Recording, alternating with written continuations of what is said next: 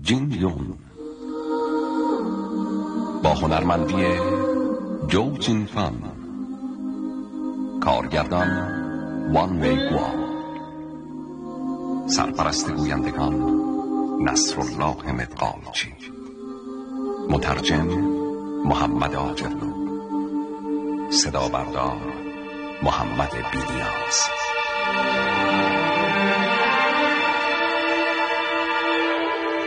آهنگساز جامی پین.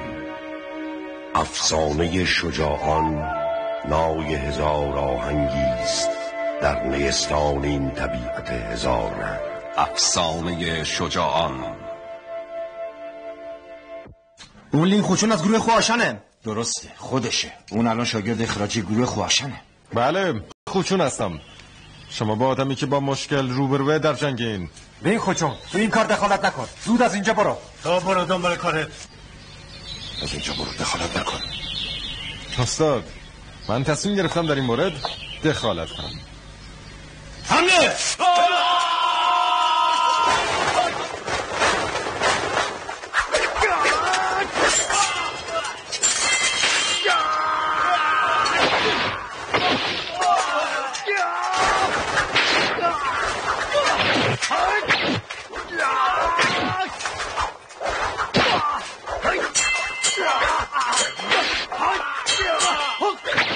اومدم.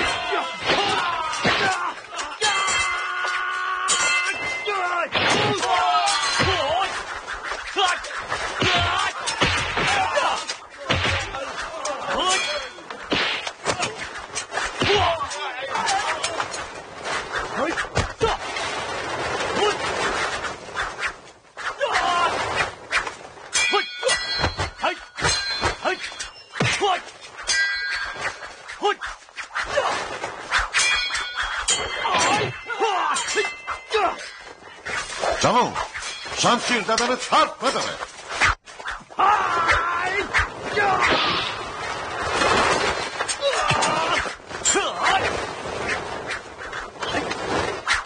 از دولتی سره استاد مهربونمه.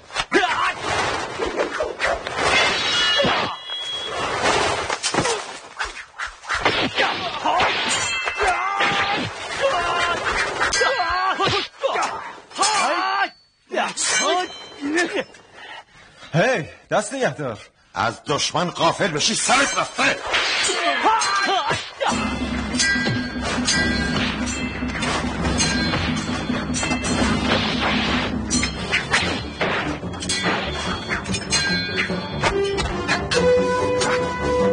دستمو ول کن. رفیق، به خاطر من.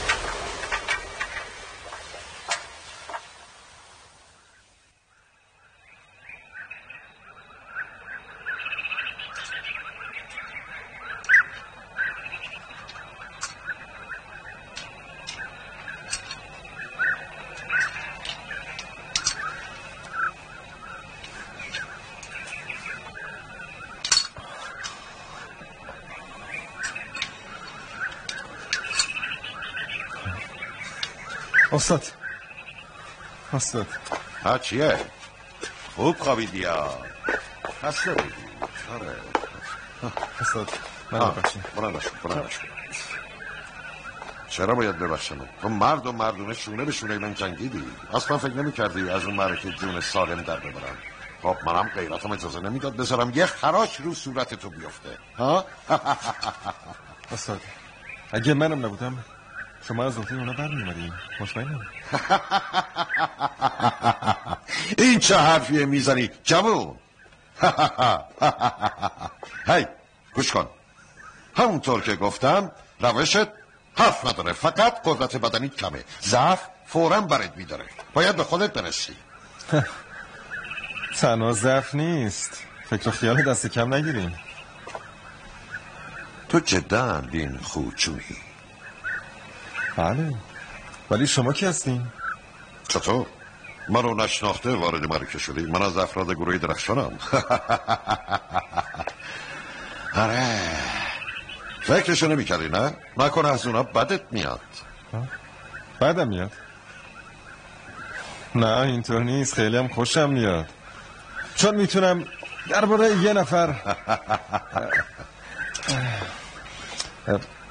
از شما سوال کنم. کی؟ خانومی به اسم ین.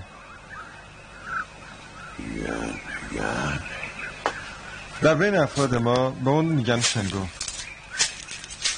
نمیدونم شما اونو میشناسین یا نه؟ شنگو؟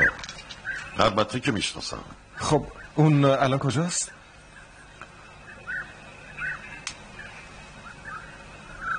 برای چی میخواد اونو پیدا کنی؟ خب اون میخواد پدرشو پیدا کنه. از تو میخوای کمکش کنی؟ بله، بعد از اینکه آسیب دیدم ازش جدا شدم، حالا میخوام پیداش کنم. تو میدونی پدرش کیه؟ نه نمیدونم.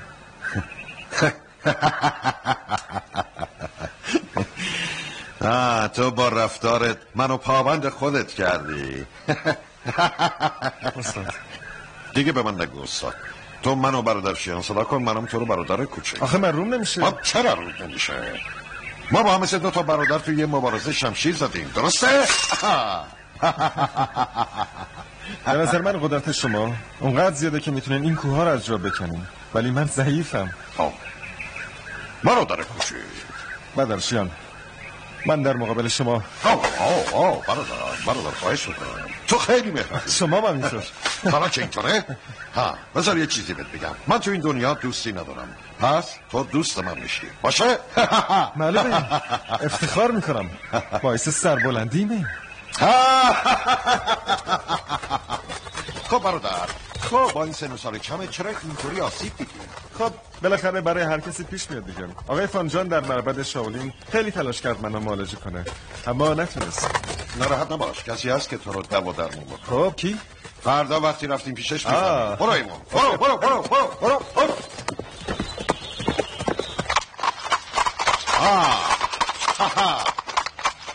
دیگه رسیدیم. دستتو محکم بزن، باشه؟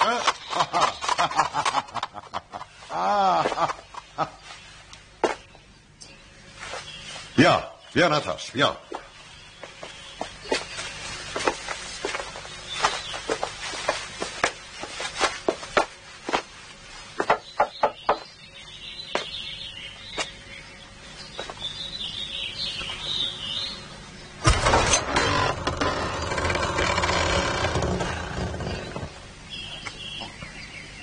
میبخشین میتونم بپرسم چی کار دارین؟ ما از شاگردای گروه های سونشن و خواشن هستیم، آمدیم از ارباب درخواست کمک کنیم. ارباب من هیچ مهمونی نمیپذیره. خب کنیم. اگه زحمتی نیست اینو بدین خدمت ارباب.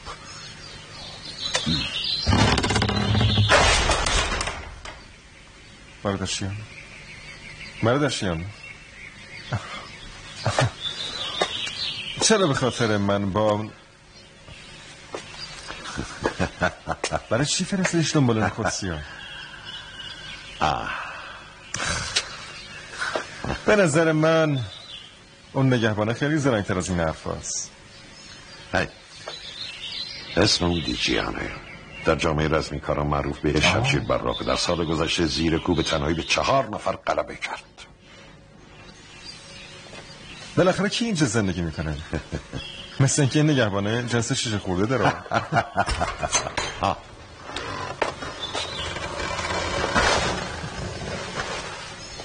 آقایان بفرمایید داخل.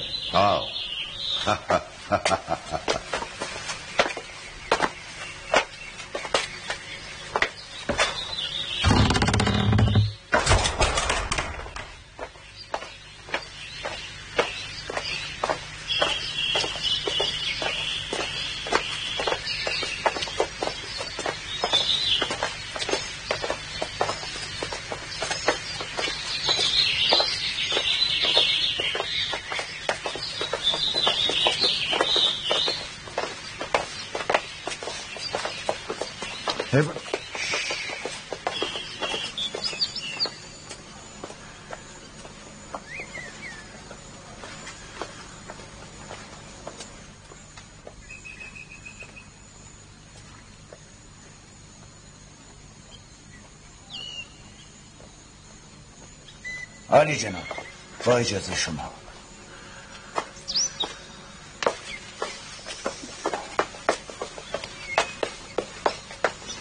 شما کی هستین؟ حقیرتون خواجین از گروه سوشن و ایشونم فنرجون از گروه قاشن عرض ادب میکنیم. همینطور حقیر قربان. چه کاری میتونم براتون انجام بدم؟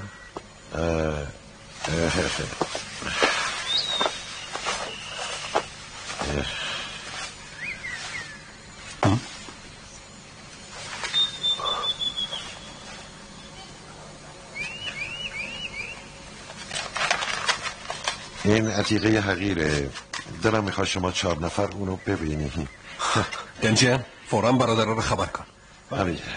علی جناب، این نقاشی مال جونلین از سلسله معروف بیسونه. اسمش هم سفر در رودخانه است. در ضمن حقیقیه، جعلی نیست. در اینجا هم خط جانشویی خوشنویسی از سلسله تانه. چه زیبا.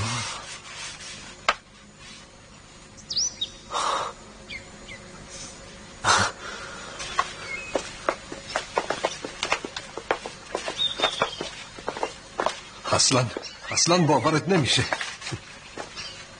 اینجا هم یه کتاب شطرنجه. با اینکه فقط 12 حرکت رو نشون میده، اما حرکاتش بسیار غافلگیرانه است، به طوری که امروزه همه سعی میکنن رمز این حرکات رو یاد بگیرن. در لاکینشن به چشم خودم دیدم که یک شخص فرزانه‌ای از این حرکات استفاده کرد. البته افراد معمولی هم میتونن رمزش رو پیدا کنن.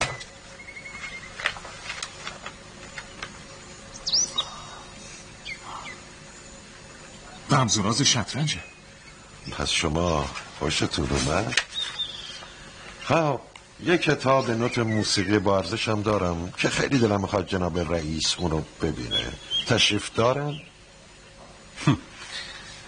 رئیس از اتاق بیرون نمیاد. اگه فقط باید اون ببینه من اجازه دارم.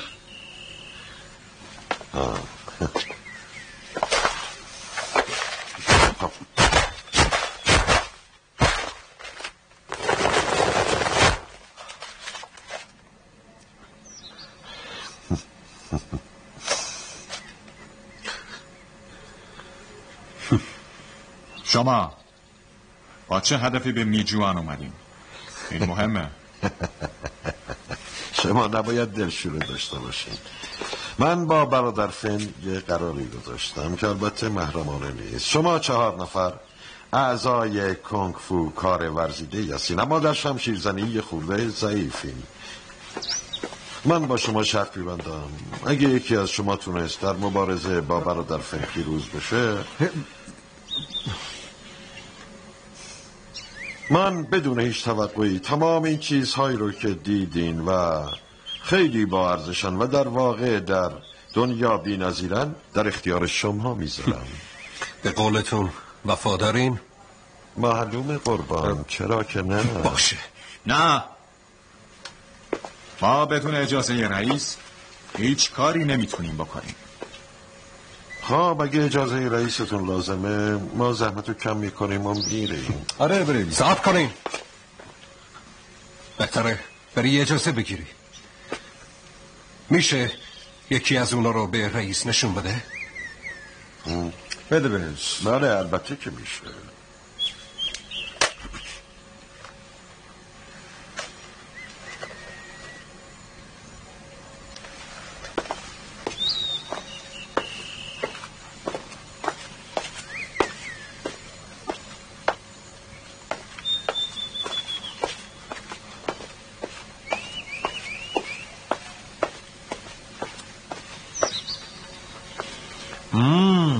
برادرتون این نوشته مثل مینیاتوره. من یواش یواش داره از اینجا خوشم میاد. در ضمن این نوشته باید رمزی نوع شمشیرزنی باشه. آقای فن، مثل اینکه شما هم از نقاشی خط سفر میارین. کسی که از کلمات این برادرمون روش شمشیر بازی رو بفهمه آدم معمولی نمیتونه باشه. دنجیان از مهمونمون پذیرایی کن. خستن. از این محبت شما یاد یه چیزی افتادم. یه روز که خونه مادر بزرگم بودم نزدیکای ظهر یه نفر از فامیلامون بی خبر اومد دیدن مادر بزرگم. ما طرفای زیاد نهار نگرش داشت. بعد از اینکه رفت گفت مهمون ناخونه روزیشو با خودش میاره. آقای فن به نظر میاد خیلی شوختن. هی بگی نگی چقدر از دیدار آدمی مثل شما خوشحالم. آقای فن، همه میگن من در نقاشی و شمشیرزنی بیمانندم.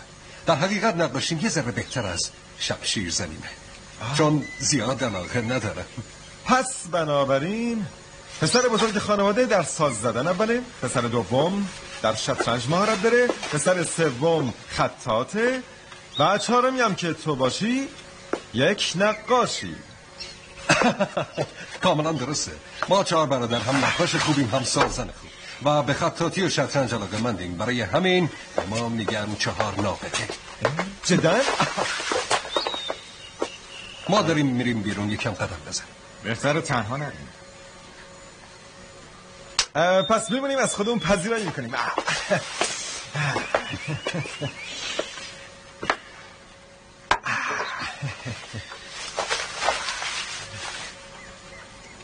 دنجیان بله شمشیرم بگیر. نباید از نیروی درونیت استفاده بکنی. بهتره برای غلبه کنفوی زیشیانو به کار ببری که از نیروی درونی سوشن بالاتره. برو اونجا وایسا و پاتو باز کن و آماده رز باش.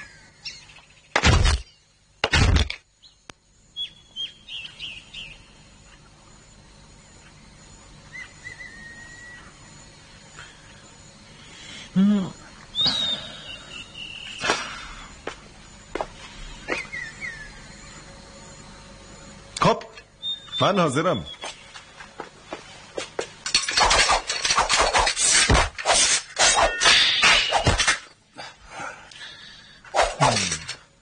یه خورده جدی بگیریم. ترسوی بزدل، فقط به درد جرز دیوار میخوری. میبخشی. برای اینکه به دن آسیب نرسوندی میخوام بهت یه هدیه بدم. پر از خالیه.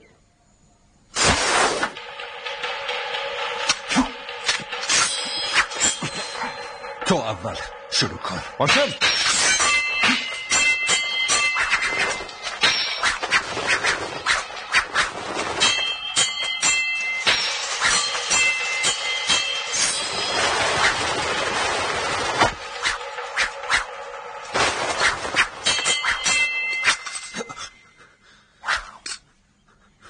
شمشیر زدنت خیلی بهتر از من بود. شکست رو میپذیرم. نه اینطور نیست. من برای هنر نقاشیت خیلی احترام قائلم.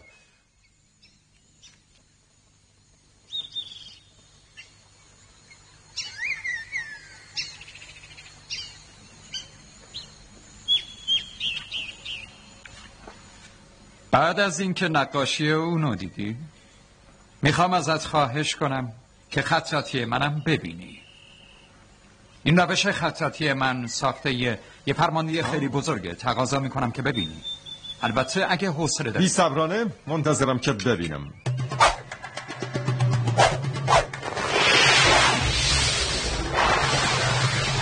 فرمانده میگفت آدم باهوش میتونه همه رو شکست بده.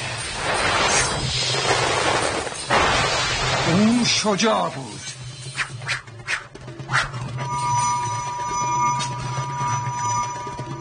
خیلی شجاع بود. بله خیلی شجاع بوده.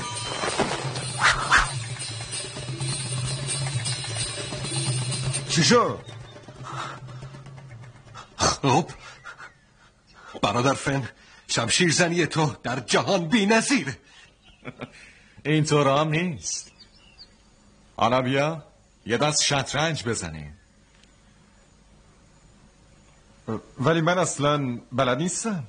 من بهت یاد میدم.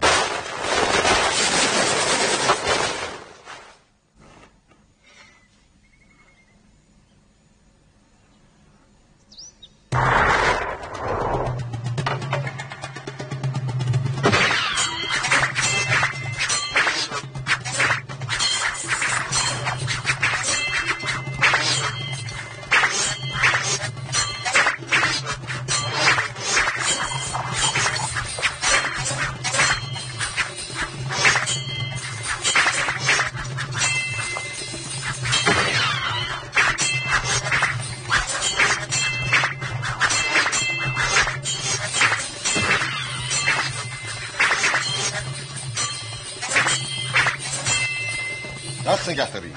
این دفعه برنده و بازنده نداریم. درسته ما با هم مساوی شدیم. فن به این زودی خوشحال نشو. ما هنوز یه برادر بزرگترم داریم. نه صبر کن. ما با هم مشکلی نداریم. میتونیم اونجا بشینیم و صحبت. اینجوری نمیشه. تو باید اونو ببینی. بله حتما باید اونو ببینیم. بفرمایید.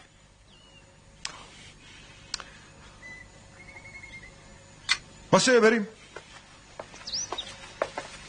مواظبمون باش.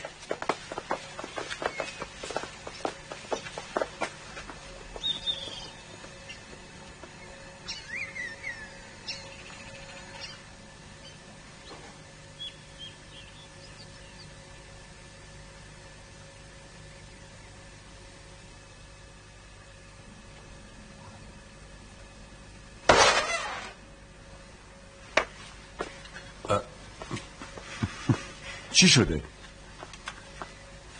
هیچ کدوم نتونستین کاری بکنی؟ برادر بزرگ، روش کنگفوی آقای فن خیلی پیشرفته است. ما سه برادر حریف اون نشدیم. از شما خواهش میکنم به ما کمک کنید. برادر فن بفرمایید. من فنر جون هستم. سلام عرض میکنم. اگه این سه برادر رعایت مهمون نکرده بودن حقیر الان اینجا نبود. در اینجا یه چیزایی نوشته شده که من نمیتونم بخونم. ممکنه منو راهنمایی کنی؟ اختیار دارین. اطلاعات این حقیر از موسیقی ناچیزه. وقتی شما نتونین اونو بخونین من که دیگه جای خود دارم. حالا اگه مایلین درباره اون نوشته چیزایی بدونین اجازه بدین بگم برادرتون خواجین بیاد و در حضورتون توضیحاتی بده. باعث خوشحالی من میشه. حتما آقایتون برای خودشون یه ضوابطی دارن. من جرأت و جسارت ندارم. تو اتاق من فقط یه ساز محلی و نی هست. خبری از شمشیر و این چیزا نیست. همه رو ریختم بیرون. حالا که اینطوره آقای فن یه نمایش با نی بدیم.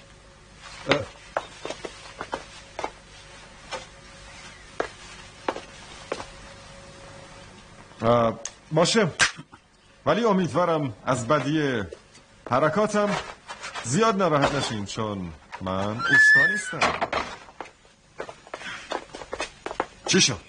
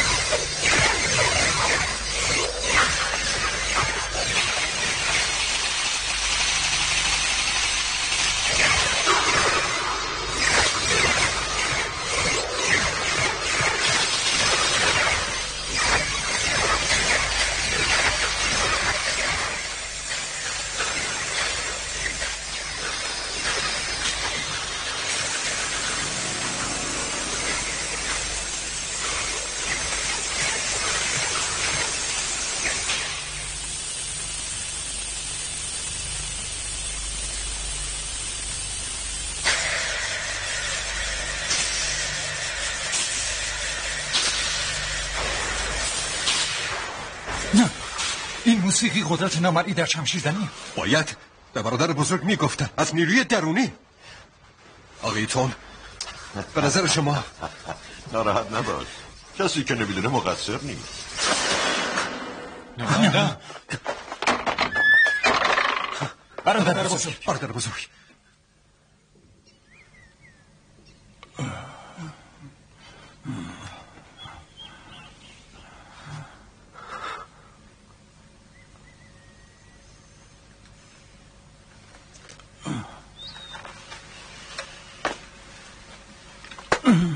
برادر بزرگ. استاد،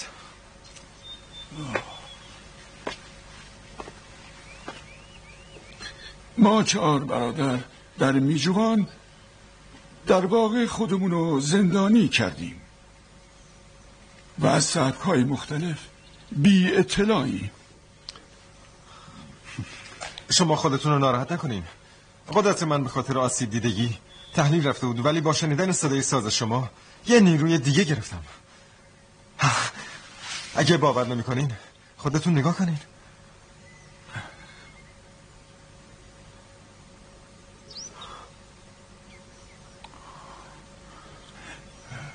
نیروی جوانی چیز دیگه ایه. در بین رزمیکارا جوانترها زودتر رشد میکنن و تو هم یکی از اونایی. خانزاده فن، خوشحالم. آفرین آفرین. ببینین، من با برادرتون صحبت میکنم تا این نوشته و کتاب نوت پیش شما بمونه. با اجازه. برداشتم. برادر لینکو، تو واقعا برنده شدی یا؟ برداشتم. به نظرم بهتره این چیزا رو برای این 4 برادر بذاریم. چه؟ اونا که برنده نشدن، قراره ما این نبوده. اینقدر سخت نگیر. برنده است، بازنده، درسته؟ ببخشید آقایون، اگه زحمت نیست که از شما اونا رو بیاره. دیدی اون ناراحت شد.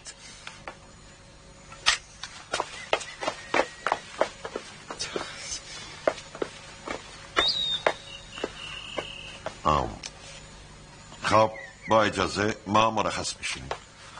برادر تو بیا. خدا نگهدار. خدا نگهدار.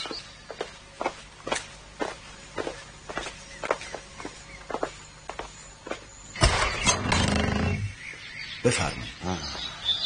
خدا نگهدار. خدا نگهدار. تو با اینا چه خصومتی داری؟ هیچی. پس چرا اینقدر اون رو اذیت کردی؟ چه حالی شده؟ اونا که دوستتون نبودن. اصلا چرا تو ناراحت شدی؟ آخه این کار درست نبود. ببین، از قدیم گفتم مالتون به چنس همسایه رو دوز نکن. منم نخواستم یه موقع تو فکر پس کنی اصلا نباید اونا رو بهشون نشون میدادی. من که اصلا از کارت سر در نیاوردم. جوش نزن، اونا دوباره میان سراغمون. برادر فن، یکم صبر کن. چی شده؟ برادر فن، این سفارشه برادر بزرگم. ممنون.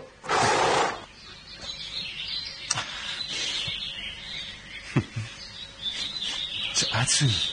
میشه بگی اسم این شربت چیه؟ اسمش عطر 4 بهار است. درست کردنش کار ساده ای نیست. خیلی حوصله میخواد، چون مرتب باید بهش سر بزنی وگرنه میگنده. پس معلوم میشه برادر فنو خیلی دوست داری، نه؟ برادر فن، اگه زیاد عجله ندارین بازم یه چند ساعتی پیش ما بمونیم؟ باور کن ما گرفتاریم. اگه اجازه بدیم ما دیگه زحمتو کم میکنیم، چون اون باید یه سری به مادر بزرگش بزنه. اون بیچاره چشم راهه. بیا بریم. بیا. صبر کنید. من به اونا قول دادم هر طوری شده شما رو برگردونم. تقاضا میکنم فقط 1 ساعت. دیگه نمیشه روشون رو زمینم رفت. امان از دست تا. بفرمایید.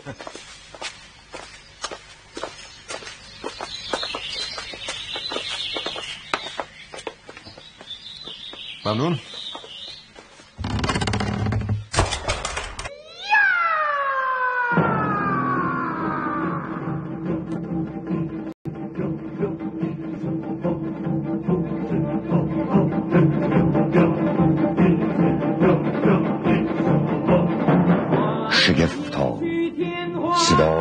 ترکا چاک شمشیر رزماوران همانند پولادی است که میکوبند آهنگران.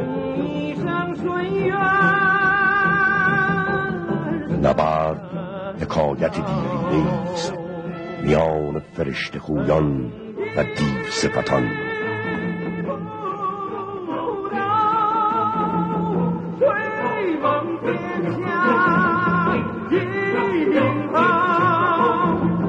نبرد بر سر حق و عدالت.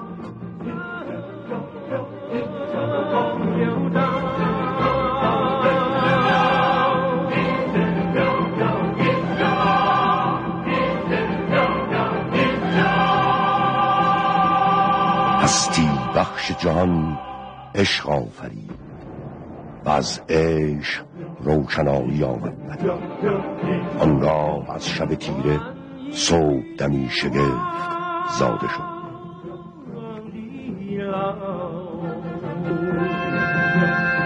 با آوایی برخاستم، ماه را نگریستم و تیری که از چشم ستاره می‌گذشت. دیدم که ظلمت و نور تیغ برکشیدند تا برای پیروزی روشنایی پلیدی و زشتی را از آسمان جهان بزدایند.